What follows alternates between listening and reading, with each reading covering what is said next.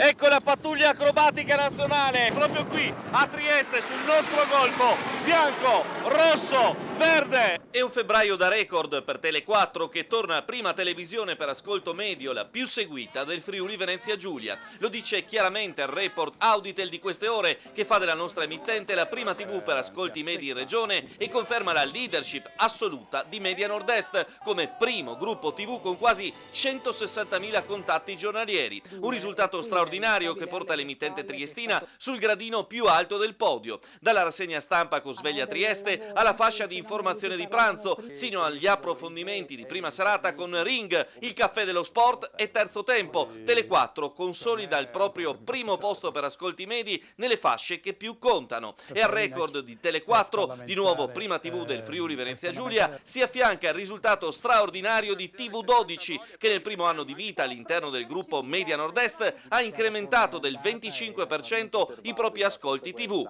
Un balzo straordinario nel gradimento di pubblico grazie all'informazione capillare, l'attenzione allo sport, le esclusive e i grandi eventi sempre in diretta. Tele4 e TV12, un gruppo sempre in crescita grazie al vostro sostegno e che continua a investire, come testimonia anche la recente apertura di una nuova redazione a Pordenone.